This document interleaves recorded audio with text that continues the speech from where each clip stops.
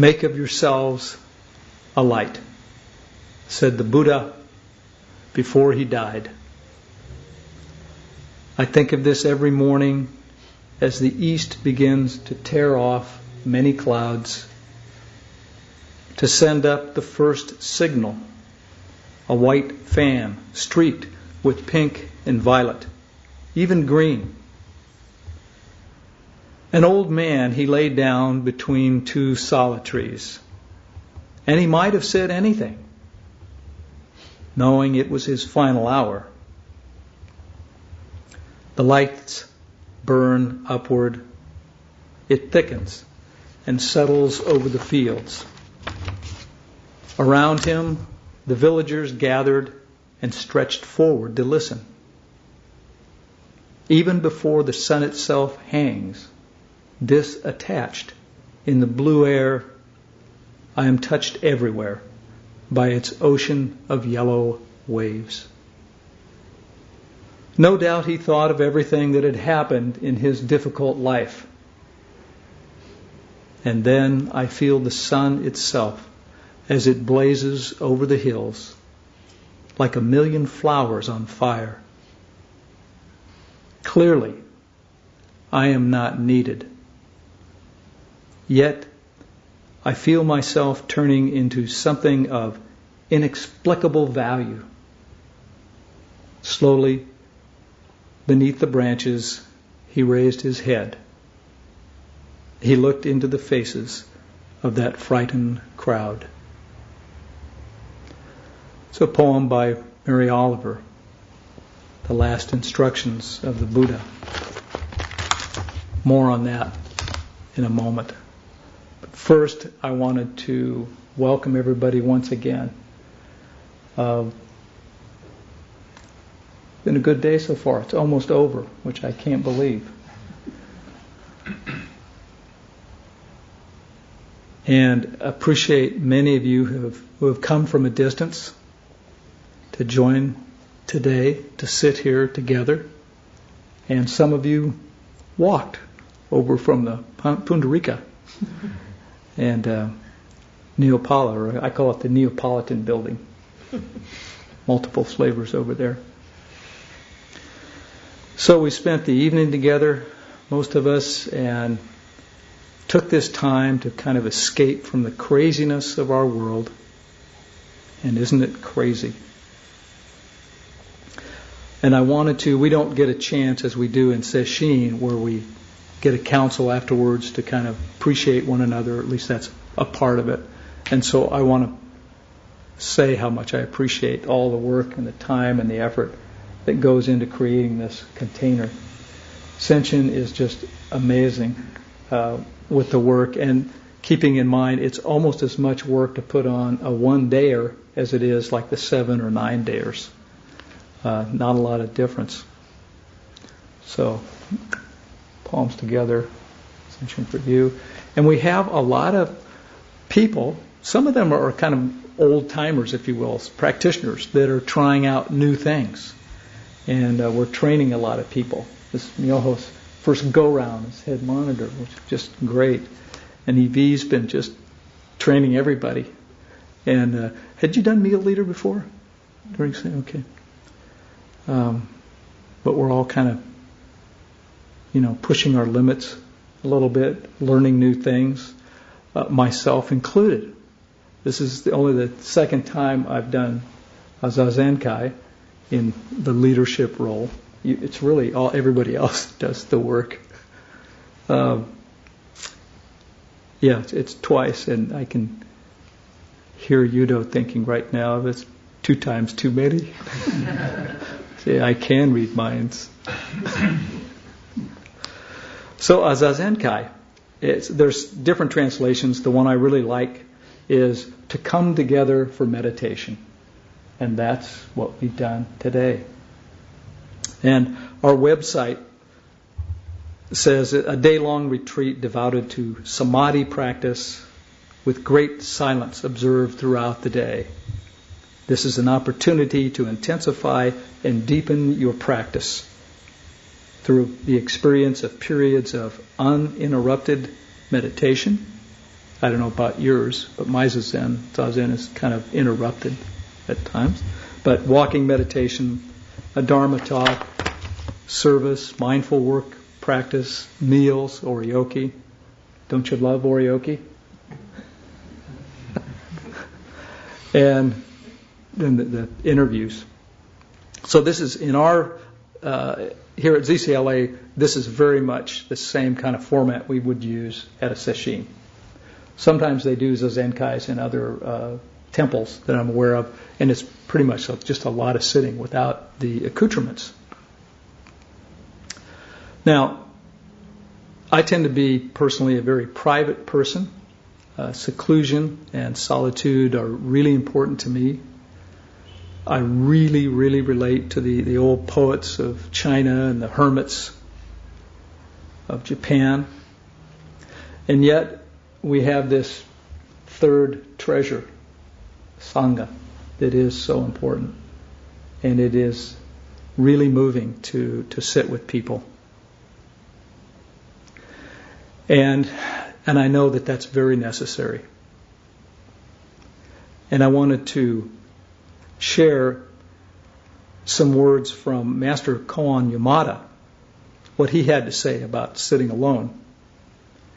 And this comes from the Gateless Gate, and it's actually a teisho on a koan.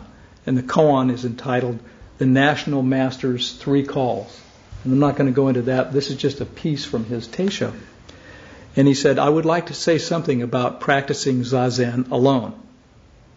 I strongly discourage it in all cases, particularly for students who have not completed what we call in Japanese, Shitswani no Shirabi. Kimo, I don't know if that was a good pronunciation or not. But literally this means the investigation in the room, which is carrying on koan study under your master.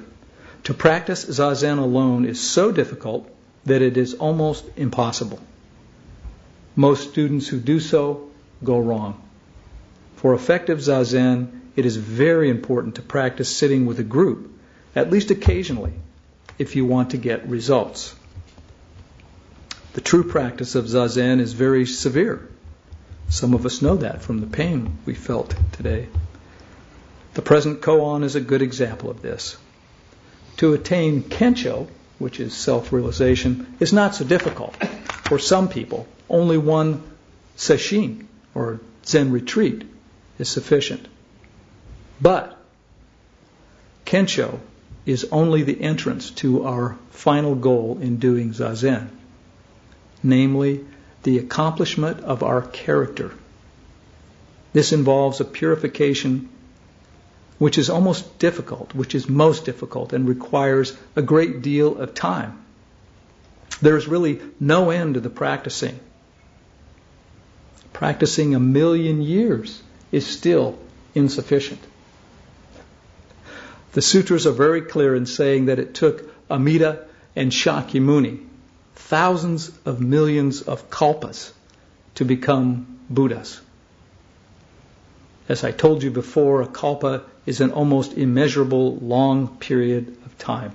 And if you were here on Sunday for Roshi's Teisho, she gave some good examples of that.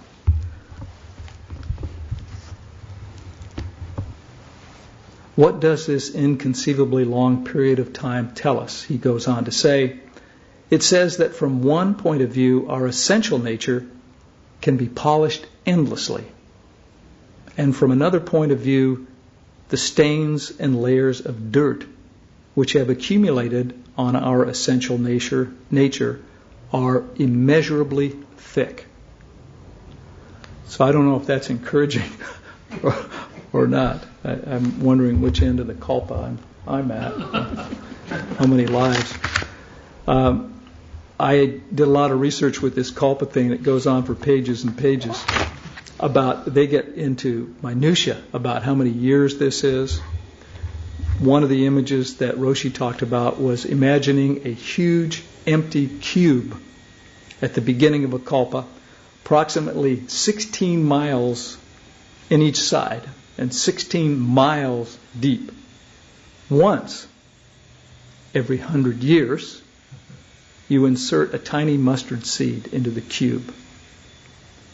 According to the Buddha, this huge cube will be filled even before a kalpa ends. So that's a long period of time.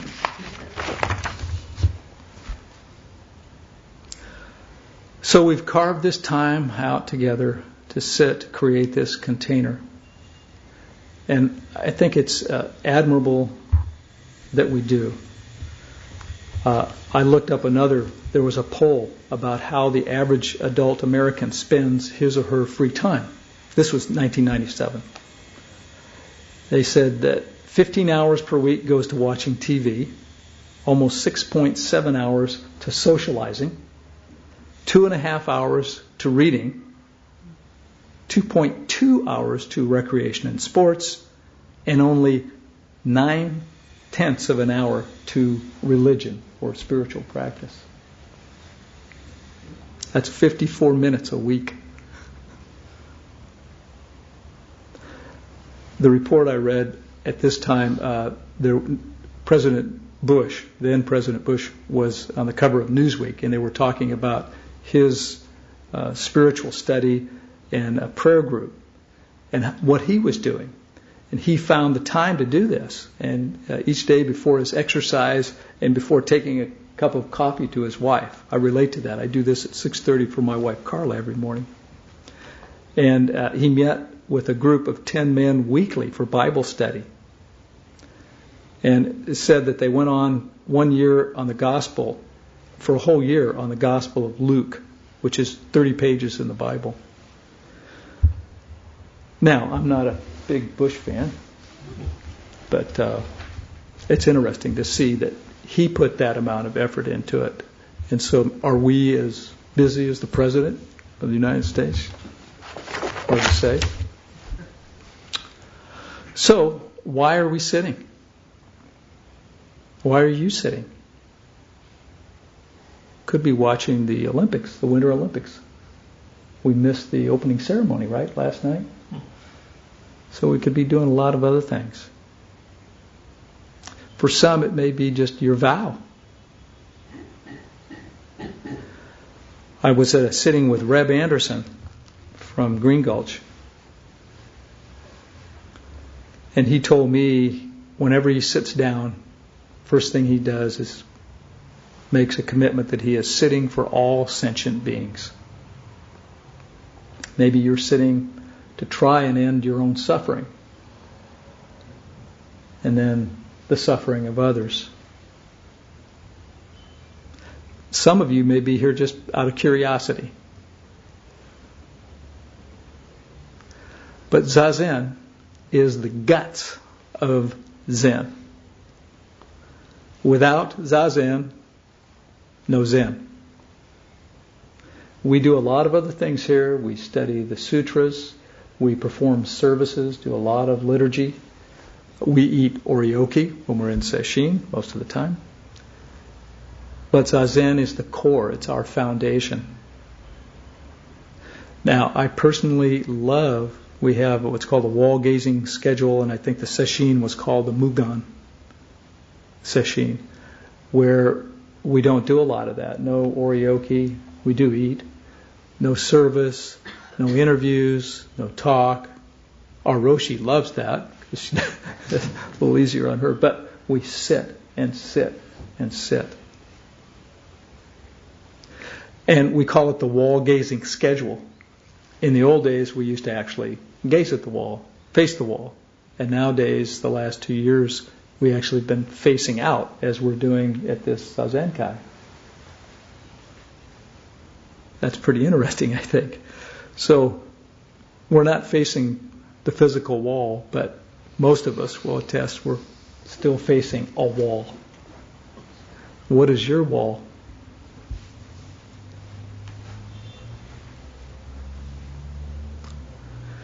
So know that this is a pretty special thing that we're doing today. And any chance that we get to sit. Wanted to share some more words. This is from John Daido Roshi, who is a student of Maizumi Roshi, who trained right here on the mountain sat in this very zendo. When he received Dharma transmission, he ended up opening up a monastery, and this is in upper state New York, Zen Mountain Monastery. And Corey, who's sitting over here, is going to be there in April and go up. He's already been there before, but he's going to go spend some time sitting there. But Daido Roshi said, whether you accomplish yourself or not, whether you realize yourself or not, whether you continue as a Zen student or not, all of this is irrelevant so long as you maintain Zazen. As long as the practice of Zazen is in your life, the life and realization of the Buddha are manifesting in your life, whether you realize it or not. So please, don't take the practice of Zazen lightly. It is by far the most important thing we will ever encounter in our lives. Take advantage of it, nourish it. It is a precious gift.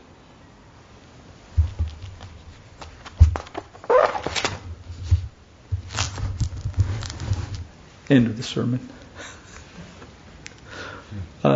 Today is a very special day. In our Buddhist world, it's a day, as we know, commemorating the Buddha's passing. And we had a pretty special service this morning, a Parinirvana service. And I open with Mary Oliver's poem, which pretty much commemorates this event in a beautiful contrast, I think, where she's speaking about the past, at Kushinagara, what was going on there, to what she's feeling in the moment of a sunrise, and the play with light is, I think, remarkable. I got to do a Parinirvana service 3 times this week. At least it was an adaptation of what we did here today. Did it at the California Men's Colony, where I do a lot of work with prisoners on Wednesday night, and then we have a sitting group in San Luis Obispo, an affiliated ZCLA sitting group, and we did a service there. So it was really lovely. So this celebrates the day when the Buddha is to have achieved what we called parinirvana, or complete nirvana, upon the death of his physical body. Now, in our tradition, well, at the Zen Center, we do February. I think most places actually do it February 15th. And the Theravadins are on a lunar calendar, and they do it at a completely different time. It's the lunar month of Vishka, which falls sometime in May to June. But regardless, it's a celebration of his passing. And of course,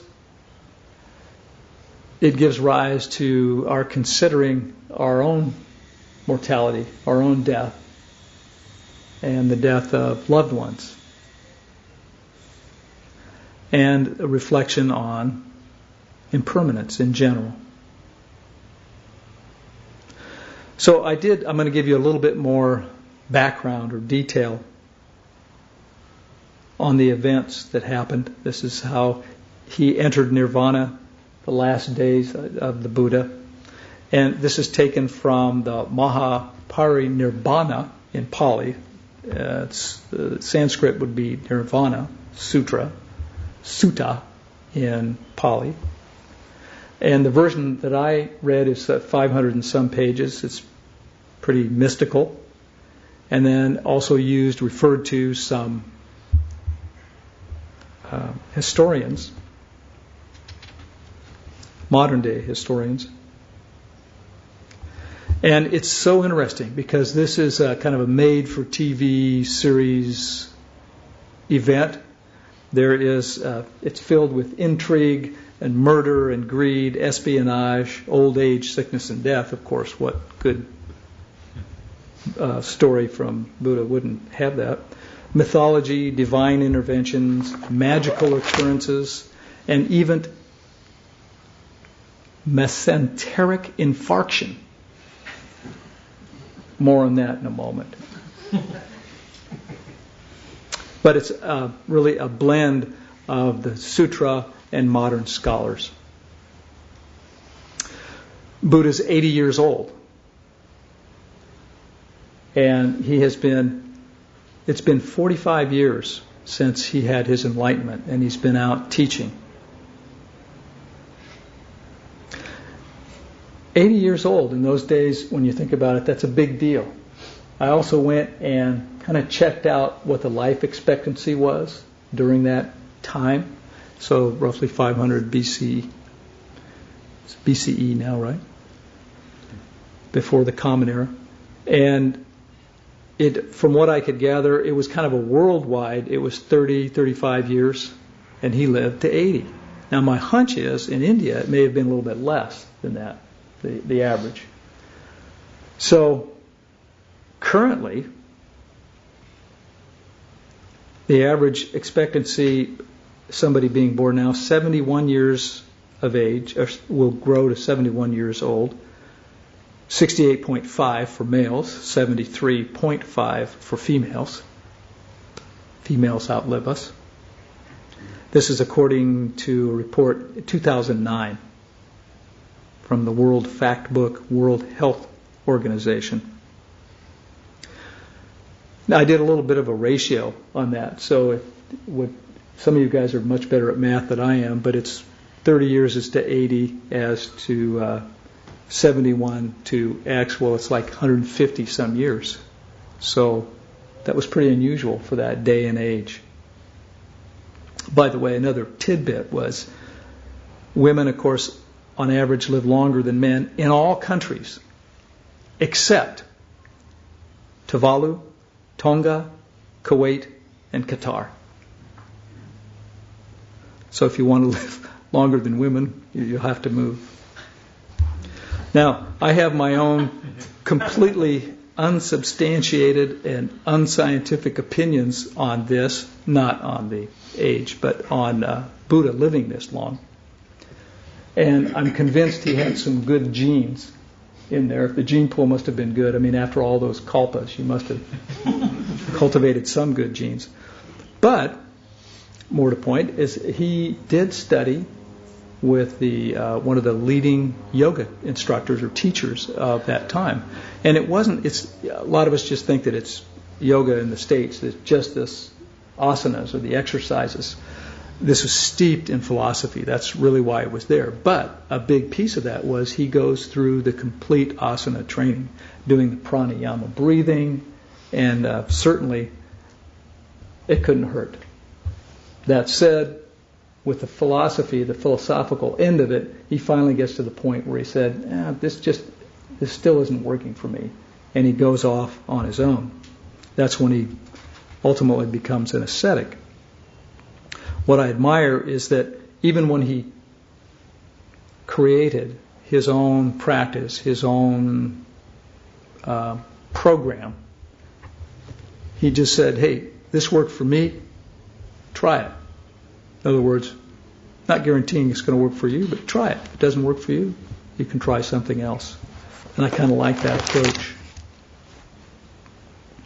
Then, of course, he goes into his ascetic period, and that's shown on the little Buddha statue that we have in the Dharma hall, not the Dharma hall, the Sangha house in the Chow hall, where he's just completely emaciated. And the stories are, the legend is he was living on 1 grain of rice a day, and other stories talking about eating his own feces and drinking his own urine, and it's some pretty wild stuff. So, of course, as we all know, he finds the middle way at some point. So, to quickly set the stage of what's going on in India at that time, it's in complete unrest, complete turmoil. Karen Armstrong wrote a book, The Buddha, that I referred to quite a bit, and she wrote that the kings were drunk with authority, obsessed with greed, and constantly engage in fighting battles using elephants, horses, chariots, and infantry. The Ganges basin seemed ablaze with destructive egotism and violence. Does that sound familiar? I mean, you can replace some of the elephants and horses and chariots with some other weapons of destruction, but it wasn't a peaceful era. And here he was with this teaching of compassion and love in the midst of all of this. And he's attended, of course, by Ananda. And I love Ananda. He was looking at his master about this time, and he said, he was telling the Buddhas that his skin was wrinkled, his limbs were flaccid, his body was bent, and his sense seemed to be failing. Buddha said, "So it is, Ananda." While old age is indeed cruel, Karen Armstrong was saying, the story of Buddha's last years dwells less on the aesthetic disaster of aging than on the vulnerability of the old. And that's another common theme that we see today. At least in my world, I see a lot of that going on. Ananda, I'm just really drawn to him. One legend said that he was actually born the same day as the Buddha. Now, a lot of this stuff, of course, historically, it's a little gray area. But I like him, and I relate to him. And I don't relate to him because of his intellectual prowess. And he was supposed to be really, really sharp. This was, of course, when all these teachings were going on. It was all verbal. Nothing was written down.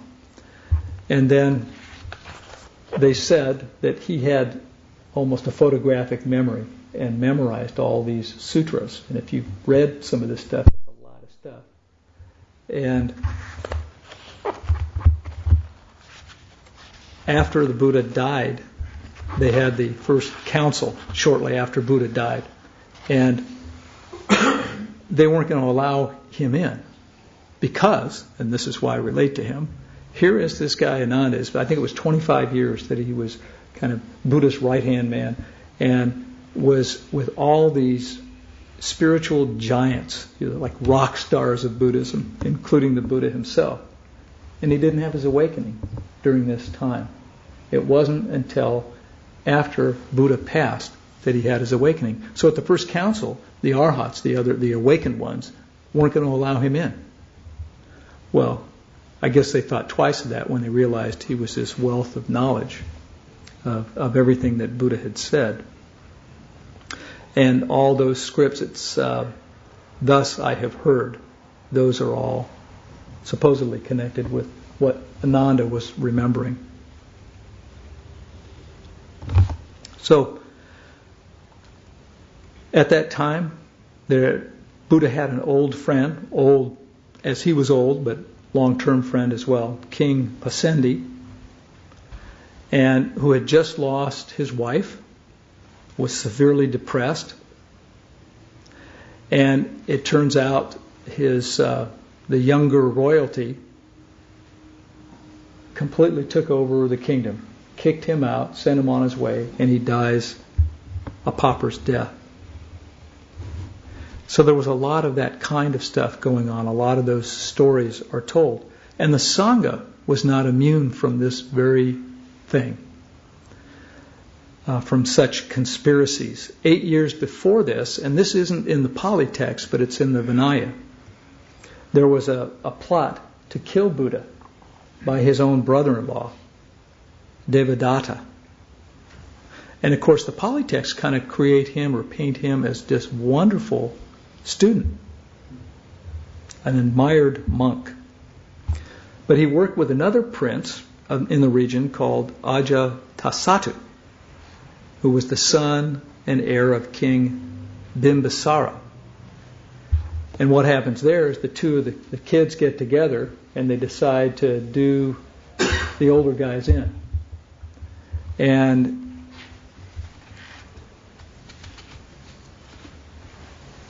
the king actually ends up being killed. And Devadatta then is going to try to kill the Buddha. And at first, what they do is he takes the prince's assassins and sends them off to do the deed. And of course, the story goes that as they were approaching the Buddha, complete change. There was fear. They were stopped dead in their tracks and ultimately become disciples. So Devadatta is going to take matters into his own hands. It's said he pushed a huge boulder off of a cliff to try to kill the Buddha, and of course it only grazes him.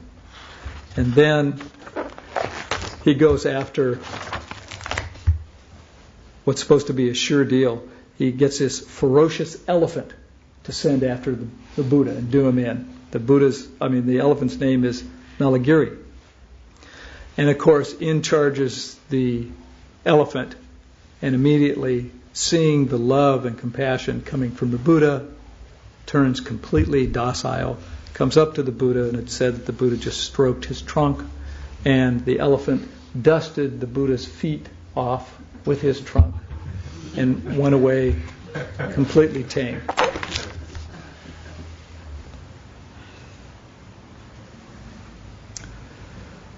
So again, to kind of complete my issue with Ananda is that Ananda's humanity that just comes through. He is devastated. There are two, Shariputra is one of them, but there were the two main disciples of Buddha die. And of course he is just devastated, crying. It's just, he's had a tough time. And likewise, as the Buddha's hitting his last days, Ananda's having a tough time, and he's a weeper, and I can relate to that. It's said that actually 3 months before he passed, he became very, very sick.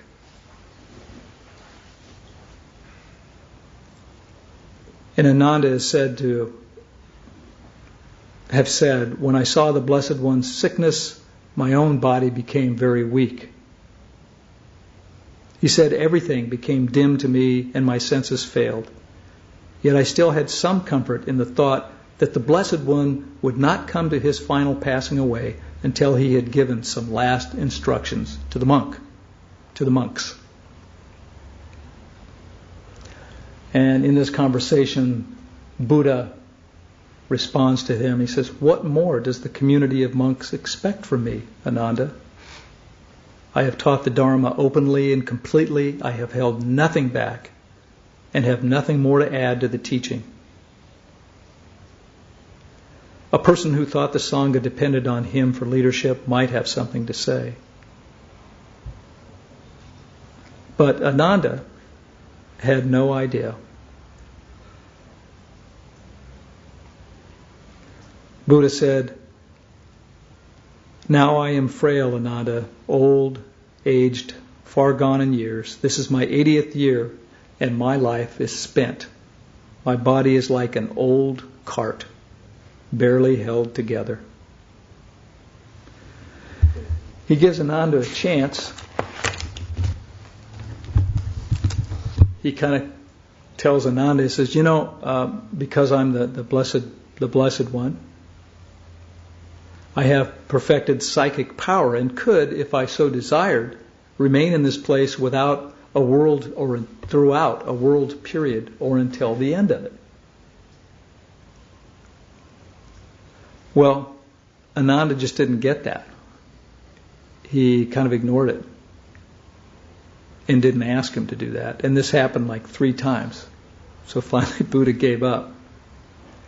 Then Mara comes into the picture, and if you remember Mara, the devil, this is the alter ego, the dark side, the evil one, who 45 years ago had tried to tempt Buddha and tried to prevent him from his awakening.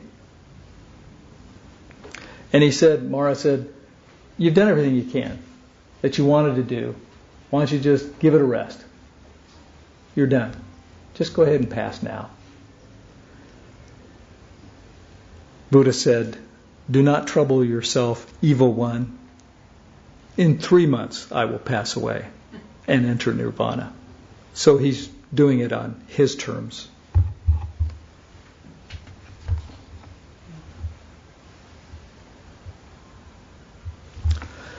So they end up, of course, heading close to Kushinagara. And then he has this famous meal that Kunda had given him. And Gesho had mentioned that this morning. In the meal, it's called a Sukara Madhava. And this means pig's soft food. But the scholars are uncertain as to what this really meant. Some think it actually was some kind of pork. Others say maybe it was mushrooms, like what the swine, the pigs would eat. And nobody really knows for sure. But of course he takes this, and it doesn't sit too well. And this is where the other story came in.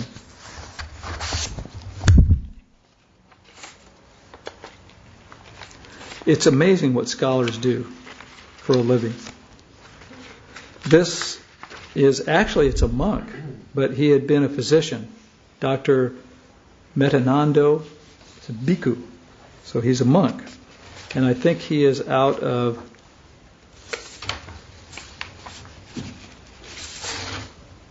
the Thai tradition. So he goes through this is like a 7-page thing. He goes through this complete study, just saying it really wasn't the bad food that Kunda had given him. This was an ongoing thing. If you remember earlier, I said he was sick. He'd been sick 3 months before. And so he doesn't believe it was food poisoning. And he goes into this tremendous amount of detail, going into he had severe stomach pain and passed blood from his rectum, and that's what had happened when he was first sick. And so he goes through this litany of things. Was it food poisoning? And he goes through the medical reasons, saying why it's unlikely. Peptic ulcer diseases can be excluded. Chemical poisoning goes on and on. A large hemorrhoid, perhaps. And he goes through and medically says what it can't be. And finally comes to this conclusion of this mesenteric infarction. This is a disease that matches the described symptoms. This is the symptoms actually shown in the sutra. Accompanied by acute abdominal pain and the passage of blood, commonly found among elderly people, and triggered by a meal. It can be caused by an obstruction of the blood vessels of the mesentery. It is lethal. And he goes on, and I mean into tremendous detail, even about him wanting to drink water, because he asked for water at one point. And he just said, Ananda looked at the water that was available. The ox carts had been through it. It was filthy. And he said, no, I'm not going to give it to you. Well, he was adamant about, you need to still get it. Didn't get it himself. So this guy says, that is because he was dehydrated.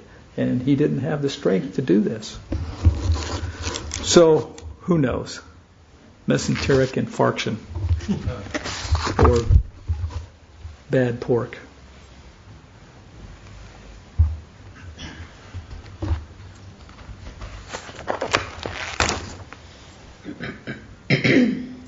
All this time, it's just amazing. He keeps teaching. People will come up to him, and he's still sharing the Dharma during all this time, as awful as he was feeling. And at the very end, of course, he makes sure, Gesho said this morning too, he makes sure that Ananda is going to tell Kunda it's not his fault. Please don't worry about it. And of course, this doctor uses that as more information, just saying because the Buddha knew that it was really this underlying disease that he had, and it wasn't that the bad food.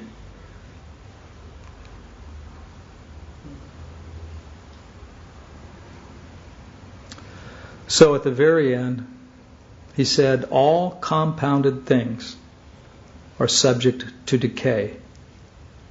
Strive with diligence. And then he passed into parinirvana.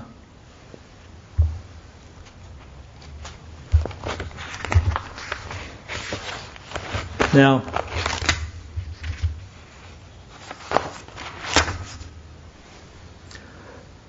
this story, of course, is a beautiful segue into our own lives, as I mentioned earlier, about looking into our own lives, our own mortality, and this whole idea of impermanence. So when has impermanence jumped out at you lately?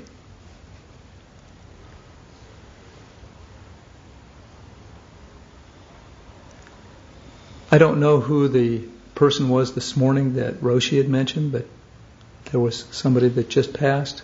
Didn't recognize her. A number of us in this room were at a board retreat a few weeks ago, and we were being led by objective outside party, Debbie. And things were going well. We were all there thinking outside the box, coming up with wonderful ideas about the Zen Center. And during one of our breaks in the morning, Roshi came up and just said that the leader's mother had just died. So there was really a hushed silence with this news and its suddenness, and it really touched our hearts. It was actually quite beautiful because on the spot we did a service, and during vow ended up with her computer plugging into their printer. We were away from the Zen Center, and we had the Daishin Dharani copies. Dharma Joy had his iPad or wherever it was, and he's got the service, the dedication. We found a Buddha there and flowers, and it was really quite lovely. Impermanence. 2 days ago, I got an email. I'm very lucky in that I have a host of friends that from high school that I keep contact with. This is the class of 67. We have a class of 68 Crescenta Valley grad in our midst. But this came from my friend Steve, who actually was here for my ordination a few years ago.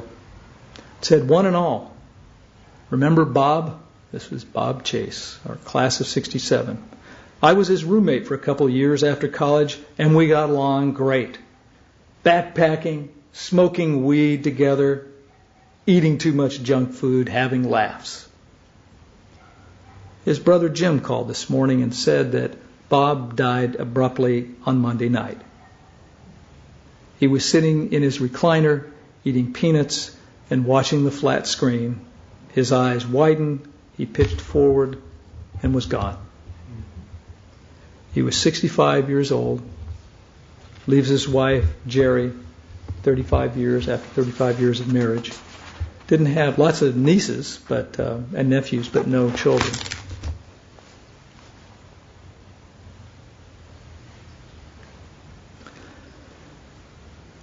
Then in my own world, for a person who had not even been to a funeral, by the time I got to college, nobody in the family had died. I've made up for lost time. In other talks, many of you know that when I got to college, I ended up working in a mortuary, which was my first exposure to dying and death. And now I'm employed as a hospice chaplain, of all things. And I've tried to figure it out. It's somewhere, I've only been working with them as a chaplain since last October. No, it's been over a year, so it's almost a year and a half now. So I have been intimately involved with the final days of almost 100 people in that amount of time. And it's just amazing, and really, really an honor. Now, as Roshi can attest, I'm a little bit slow on the uptake, so I think this is some kind of karmic thing. It's like putting it in my face time and time again.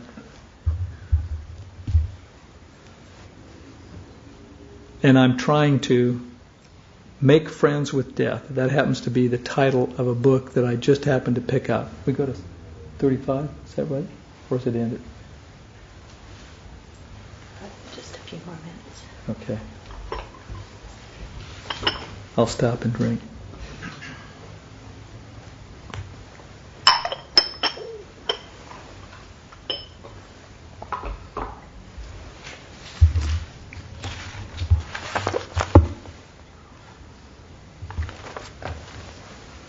This was just a quick story of synchronicity. I was in bookstore, tiny bookstore in Los Osos that I'm trying to support. You know how that we don't have many bookstores, small bookstores anymore. And it was, I picked up some kind of a trinket, and it wasn't enough to use a card. They said, well, it's got to be $5 or whatever it was. And I said, no problem, I'm a book nut. So I went back into the archives and grabbed the first thing that looked interesting, and it was this Making Friends with Death. You know, I'm Mr. Death and Dying, so I figured, I think I've read just about every book, especially every Buddhist book on death and dying. So I figured, well, here's another one. And so I put it on the top of our ottoman at home with like 20 other books, knowing that I get to it. And then 2 weeks ago I was getting ready to go to prison, and you have to have some inspiring words. And so I just happened to pick that up and opened up the book, and I just kind of thumbed through it. I was looking for anything really to take with me. And one of the chapters was on simplicity. It was entitled Simplicity. Well, that really reached out to me. One of my own personal vows is to live a simple life, or this vow of simplicity. So I began to read it.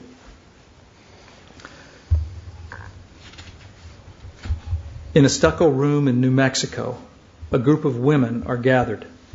They are awaiting the arrival of Sandra Jishu Holmes, an American Zen Buddhist priest. Well, we chant her name when we do our lineage, because that she's from here and was married to Roshi Bernie. We have her picture in the Kanzeon room. And I was just blown away. She goes on to say that Jishu had died a sudden and untimely death from a heart attack at age 56. And I had traveled to New York, from New York to New Mexico to pay my respects.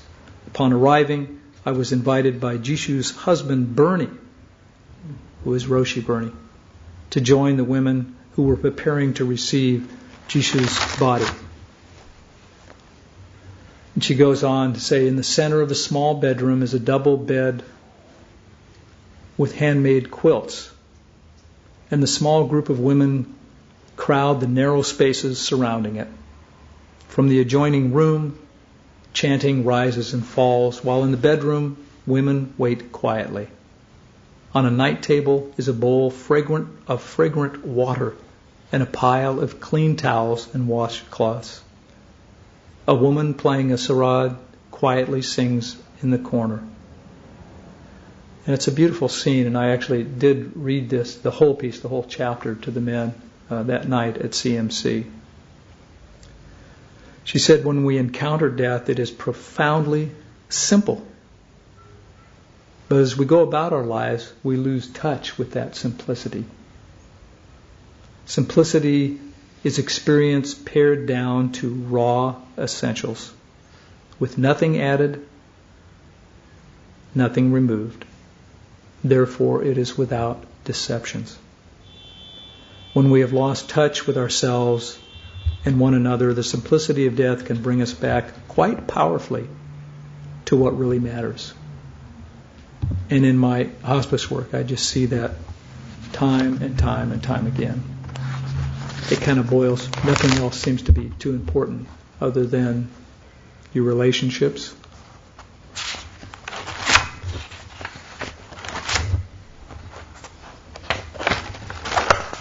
feel lucky. You're missing all of this. So we will end with where I began, and that was the opening line, make of yourself a light. So what does that mean to you? What does that mean to make of yourself a light?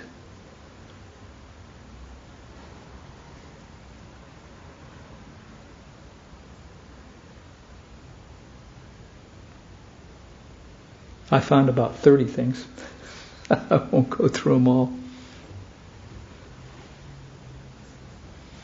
But some of them, by totally and completely accepting yourself,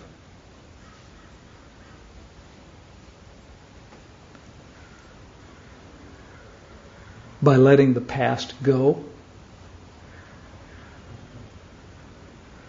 by loving yourself, by quieting the mind.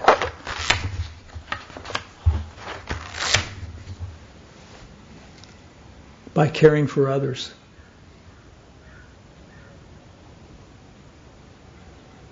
The world and all humanity are awaiting your light. Thank you all very much.